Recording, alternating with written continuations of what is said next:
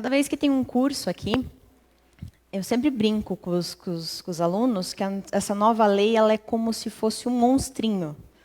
Porque ela pega um pouquinho da Lei 8666, um pouquinho da Lei de Pregão, ela pega algumas resoluções lá do TCU, ela pega algumas disposições específicas e junta numa lei só.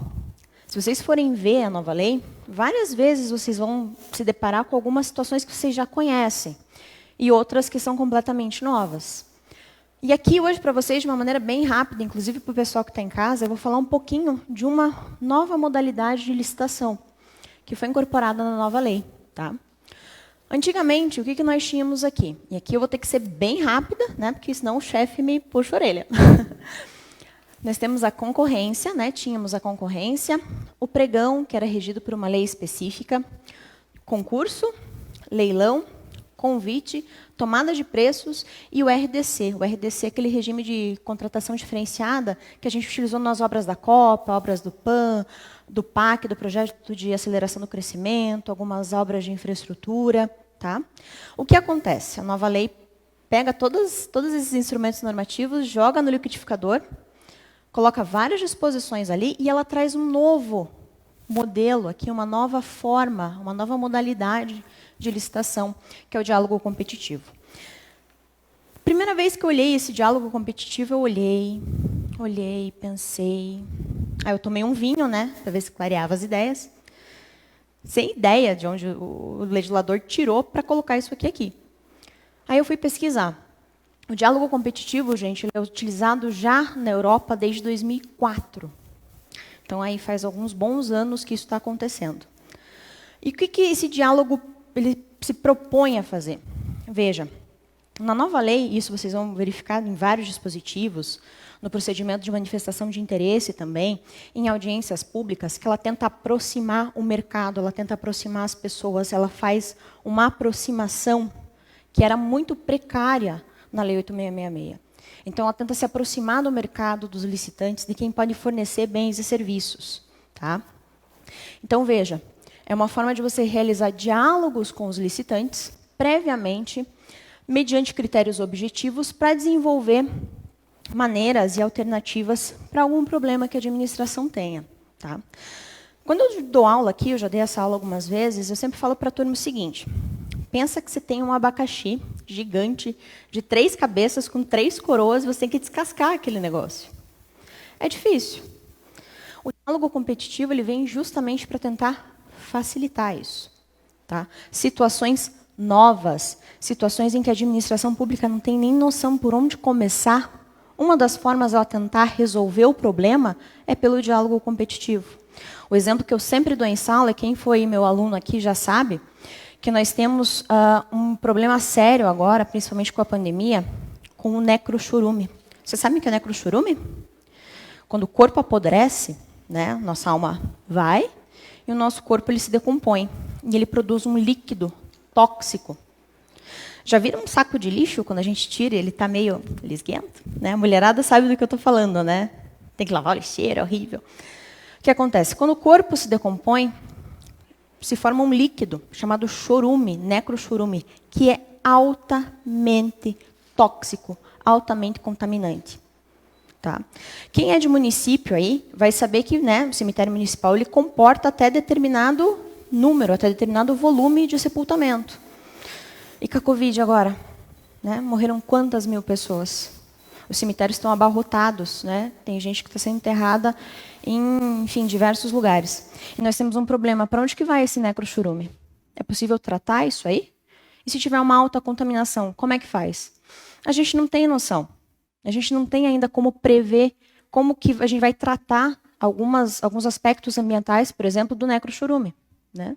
Então, o que a administração faz? Ela abre um procedimento para tentar dialogar com empresas, com o mercado, com licitantes, que possam oferecer uma solução para esse problema, que até então não tem solução, que até então não tem uma previsão de solução. Pense, como é que você vai licitar uma solução para necrochorume se você não conhece nem sequer o objeto que você vai licitar? Então, você pode abrir lá para empresas, as empresas vão, enfim, ofertar diversas soluções. Por exemplo, com bactérias aeróbicas, anaeróbicas, vamos decompor esse necrochurume sem gerar resíduo. Tá? Uma empresa farmacêutica pode vir com um produto, com um alopático, enfim, com algum medicamento ou algo do gênero, para sanar esse necrochurume. Você pode ter, por exemplo, tratamentos físicos, e as empresas vão propor esses tratamentos.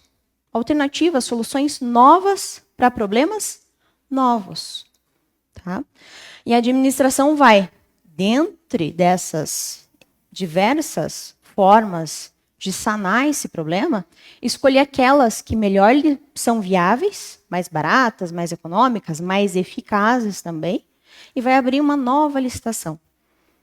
É meio estranho a gente ainda falar do diálogo competitivo, porque a gente não tem muita noção ainda, né? A gente não tem um instrumento parecido. Só para vocês terem ideia, gente, ele tem 2 editais. 2. Hoje a licitação a gente faz com 1, né? Às vezes correndo, né? Porque precisa comprar as coisas logo. Mas não, diálogos são 2.